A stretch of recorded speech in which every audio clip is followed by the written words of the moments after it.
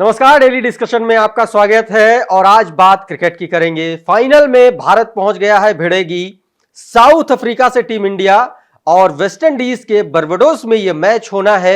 इससे पहले south Africa ने अफगानिस्तान को हराया और भारतीय टीम ने इंग्लैंड को धूल चटाई, जिसके बाद दोनों टीमें आमने सामने हैं। लेकिन सवाल यह है कि क्या यह जो मैच आज होने वाला है, इसमें कौन सी टीम आगे निकल कर जाएगी, यानी कि फाइनल का जो खिताब है वो किसके नाम होगा। क्योंकि एक तरफ है साउथ अफ्रीका जो चोकर का जिस पर टैग लगा हुआ है, और दूसरी तरफ है भारतीय टीम जो पिछले कई साल से लगातार ये देखने को मिला है, साइमल्टेनियसली ये देखने को मिला है कि टीम इंडिया किसी भी सीरीज में, किसी भी टूर्नामेंट में बहुत अच्छा, बहुत शानदार प्रदर्शन करती है, लेकिन जब निर्णायक फैसले की बारी आती है तो कहीं ना कहीं गड़बड़ हो जाती है। और इसी पर चर्चा करेंगे, मौसम से लेकर के पिच तक का हाल जानेंगे, बैटिंग और बॉलिंग का कंपेयर करेंगे और समझने की कोशिश करेंगे कि आज के इस मैच में, आज के महा मैच में कौन बाजी मारने वाला है। हमारे साथ मार्तन सिंह मौजूद है। मार्तन जी, बहुत बहुत स्वागत। क्या कुछ होने वाला है, सीधा सवाल।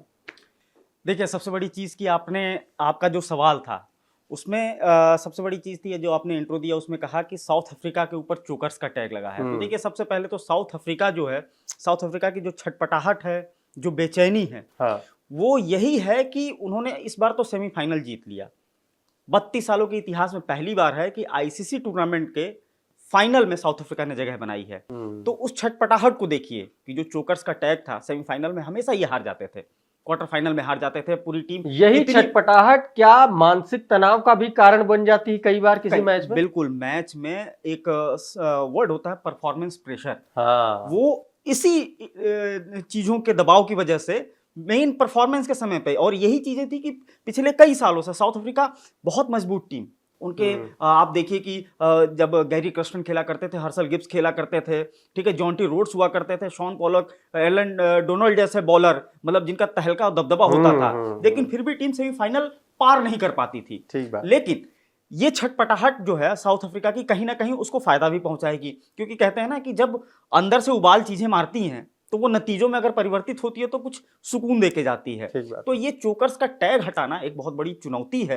हालांकि एक कदम उन्होंने आगे बढ़ा दिया है, सेमीफाइनल से फाइनल की तरफ पहुंच गए हैं, लेकिन दूसरी तरफ भारतीय टीम है। भारतीय टीम ने इस पूरे टूर्नामेंट में जिस तरीके से ऑलराउंड खेल दिखाया है, यानी कि केवल बल्लेबाजों के भरोसे नहीं रहा, पाकिस्तान के खिलाफ 110 का टारगेट हमने सेव किया, यानी कि बॉलिंग भी उतनी ही जबरदस्त, कई अच्छे रनआउट्स देखने को मिले, स्टंपिंग देखने को मिली भारतीय टीम की तरफ से, फील्डिंग भी जबरदस्त, और उससे बड़ी चीज जो कैप्टेंसी है रोहित शर्मा की।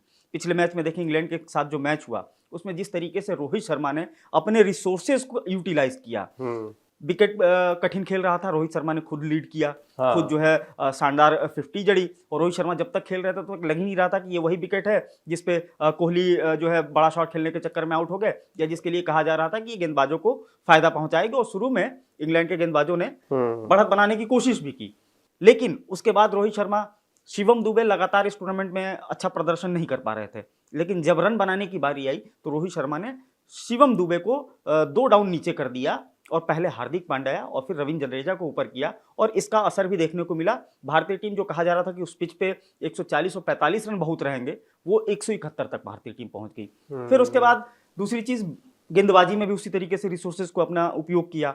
अब देखिए, हम लोग भारत में स्पिनर्स की बात करते हैं तो सबसे पहला नाम अनिल कुंबले का आता है, हाँ, लेग स्पिनर के तौर पर लेजेंड।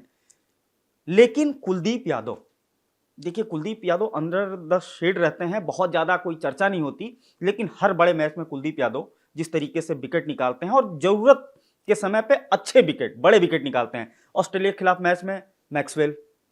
क्या कुलदीप यादव को अंडररेटेड माना गया? देखिए, कुलदीप क्योंकि यादव, जिस तरीके की उनकी परफॉर्मेंस है, जिस तरीके का वो बॉलिंग कर रहे हैं, विकेट्स ले रहे हैं, उस तरीके से अगर देखें तो कुलदीप यादव का प्रदर्शन कंसिस्टेंटली बहुत अच्छा रहा है, बहुत शानदार रहा है, अभी तक का अपर द एवरेज हम कहेंगे रहा है। लेकिन उस तरीके की उनको फेम नहीं मिला, उस तरीके से उनको मौके नहीं मिलते हैं। देखिए, सबसे बड़ी चीज थी कि भारतीय टीम में गेंदबाजों को जब फेम मिलता था, एक समय था जब गिने चुने आपके पास बॉलर होते थे, जुआगल श्रीनाथ, वेंकटेश प्रसाद, इसके बाद अगर आपसे फास्ट बॉलर का नाम पूछा जाए तो शायद ही, चूंकि आप जर्नलिज्म से जुड़े हैं, स्पोर्ट्स की खबरों पे नजर रखते हैं, तो आप अभय कुरविला का नाम ले लें। ठीक बात। लेकिन आम जनता में से कितने लोग को अभय कुरविला का नाम पता है? कोई अभय कुरविला भी हुआ करता था जो फास्ट बॉलर था। वैसे स्पिनर की बात करेंगे तो अनिल कुंबले का जो समय था, अनिल कुंबले के बाद किस स्पिनर का नाम कोई जानता है? क्योंकि एक समय ऐसा था कि भारतीय टीम की गेंदबाजी जो है वो कमजोर मानी जाती थी, तो जो चेहरा सामने होता था उसकी चर्चा होती थी। 2007 के बाद जब भारतीय टीम ने T20 वर्ल्ड कप जीता, उसके बाद आप देखिए कितना बड़ा बदलाव आया। आपके पास बेंच स्ट्रेंथ है। कुलदीप यादव को मैं अंडररेटेड नहीं कहूंगा, लेकिन हाँ, चर्चा उनकी कम होती है। कारण ये है कि कुलदीप यादव जिस समय खेल रहे हैं उसमें भारतीय टीम में अलग समय के लिए युजवेंद्र चहल हैं, कुलदीप यादव हैं, रविंद्र जडेजा हैं, पीयूष चावला थे, तो ये तमाम बॉलर थे, ऑप्शंस कई सारे। हाँ, हालांकि कुलदीप यादव ने हमेशा, आप चाहे वनडे वर्ल्ड कप देख लीजिए, ये T20 वर्ल्ड कप हम देख रहे हैं, इससे पहले 2022 का T20 वर्ल्ड कप देख लीजिए, कुलदीप यादव के हाथ में जब भी गेंद दी गई है, कुलदीप यादव ने उसको रिजल्ट में तब्दील किया है। और सबसे बड़ी चीज है कि बड़े बल्लेबाजों को, ठीक है, जल्दी जल्दी से पिच के बारे में भी समझते हैं और थोड़ा सा और जो प्लेयर्स हैं उनके बारे में भी बातचीत करेंगे, और मौसम की बात बहुत जरूरी है क्योंकि पिछला मैच जो देखा हमने उसमें मौसम का बहुत बड़ा रोल था। इस बार कुछ ऐसी आशंका तो नहीं है? देखिए, वेस्ट इंडीज जहां पे ये मैच हो रहा है, बारिश की आशंका वहां पे कभी भी इनकार नहीं किया जा सकता, लेकिन सबसे बड़ी चीज है कि वेस्ट इंडीज में जो बारिश होती है वो अचानक से आती है, और जैसे ही बारिश खत्म होती है तो वहां धूप इतनी तेज होती है कि पिचें जल्दी सूखती हैं, और वहां पे जो आउटफील्ड कंडीशंस हैं उसको बड़ी जल्दी जो है, वहां पे जो ड्रेनेज सिस्टम उन्होंने इस तरीके से बना रखा है कि बहुत जल्दी जो है ग्राउंड सुखा लिया जाता है। लेकिन इसमें शर्त यह है कि बारिश लगातार ना आती रहे। जैसे कि पिछले मैच में हमने देखा कि 5 ओवर का गेम हुआ, फिर बारिश आ जाती थी, क्योंकि रिजर्व डे नहीं रखा गया था, इस वजह से मैच पूरा करना पड़ा और कोई ओवर भी नहीं कटे। हालांकि बारबाडोस की बात करें तो राहत की खबर जो है क्रिकेट प्रेमियों के लिए यही है कि यहाँ पे जो बारिश का जो आंकलन है वो मैच के समय 25 से 45% तक का है। हालांकि मतलब 50% से कम है, इसका मतलब है कि मैच होगा, मतलब अभी तक की जो कंडीशन दिख रही है। हालांकि देखिए, बारिश सबसे ज्यादा जो असर डालती है वो पिच पे डालती है। ठीक है, जो पिच की नमी होती है वो जैसे बढ़ेगी तो वो जो पिच का ओरिजिनल जो व्यवहार होता है वो बदल जाता है, वो विपरीत व्यवहार करने लगती है। तो कहीं ना कहीं जो बारिश है इसका असर तो पड़ता है, लेकिन जैसा कि हम बात कर रहे हैं कि फाइनल मैच के लिए मुकाबला है, तो वेस्ट इंडीज की जो पिचें हैं वो हमेशा भारतीय जो क्रिकेट है उसके अनुकूल रहती है, उपमहाद्वीप की पिचें की तरह ही रहती है, क्योंकि वहां पिचें ड्राई रहती हैं, स्पिनर्स को मदद देती हैं। हाँ, रिवर्स स्विंग जरूर जो है दोनों टीमों की तरफ से, जो भी गेंदबाज, क्योंकि पिचेस ड्राई हैं तो रिवर्स स्विंग जल्दी मिलेगा, और जो गेंदबाज इसको जल्दी रिवर्स स्विंग को हासिल कर लेगा, देखिए इसकी चर्चा इंजमामुल हक ने छेड़ दी है पहले ही। हाँ, इंजमामुल हक ने वो चर्चा छेड़ी और बहुत तेजी से चल रही है, और इसीलिए मैं उसी सवाल पे आना भी चाह रहा था कि अगर कंपेयर करें और स्ट्रेटेजी की बात करें, क्योंकि फाइनल मैच है, बड़ा मैच है, और रिवर्स स्विंग की आप बात कर रहे हैं, जिस भी टीम के बॉलर को बढ़िया शानदार रिवर्स स्विंग मिला उसके लिए ये पिच जो है वरदान साबित हो जाएगी। इंडियन टीम से क्या उम्मीदें हैं इस मामले में? देखिए, इंडियन टीम के पास इस समय जसप्रीत बुमराह के बारे में तो कुछ कहने की जरूरत ही नहीं, जिस तरीके से उन्होंने परफॉर्म दिया है, और सामने वाली टीम पे वो दबाव दिखता है जब जसप्रीत बुमराह बॉलिंग करने आते हैं। हम यहाँ बात करेंगे अर्शदीप सिंह की, एक युवा गेंदबाज, 15वें ओवर में जिनकी बॉल जो है रिवर्स स्विंग करने लगती है। पिछले ऑस्ट्रेलिया के खिलाफ जो मैच हुआ था, जो ग्रुप स्टेज का मैच था, उसमें हमने देखा कि सुपर 8 का मैच था, माफ कीजिएगा, उसमें 15वें ओवर में अर्शदीप सिंह की बॉल जो है रिवर्स स्विंग करती है, तो इंजमामुल हक आरोप लगा देते हैं कि बॉल टेम्परिंग हुई। हालांकि पिचेस ड्राई हैं, वो रिवर्स जो है स्विंग सबको मिल रहा है। साउथ अफ्रीका की तरफ से ये काम जो मार्कस यानसन है, अच्छा, वो कर सकते हैं। लंबे कद के खिलाड़ी हैं, पूरे टूर्नामेंट में उन्होंने अच्छा परफॉर्म दिया है। भारतीय टीम को एक जो सबसे बड़ी जो चुनौती है और जिससे सचेत रहना होगा, वो साउथ अफ्रीका के पास ऑलराउंडर्स की भरमार है। यानसेन, जिनको हम बॉलर समझते हैं, लेकिन ये बैटिंग कर सकते हैं, 2 मैचों में उन्होंने दिखाया है।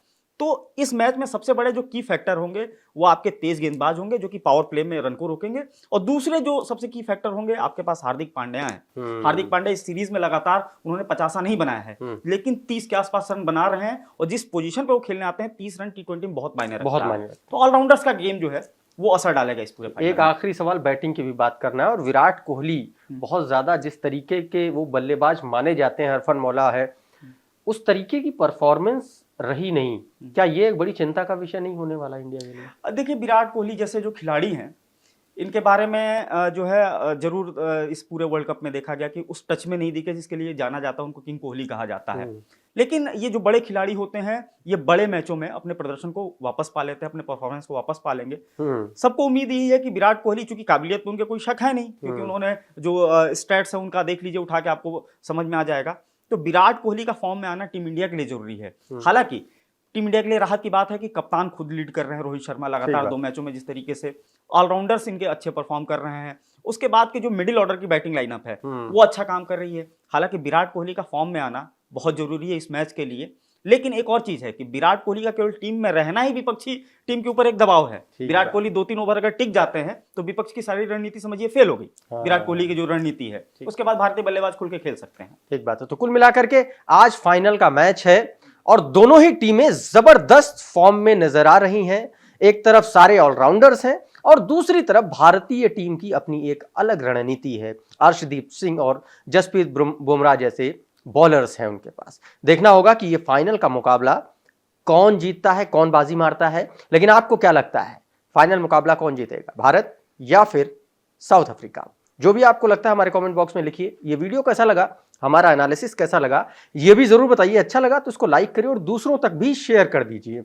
और आप पहली बार अगर हमारे इस प्लेटफॉर्म पर आए हैं तो हमारे चैनल को सब्सक्राइब कर लीजिए। और अगर ये वीडियो आप हमारे फेसबुक पेज पर देख रहे हैं तो वहां पर हमको फॉलो जरूर कर लीजिए।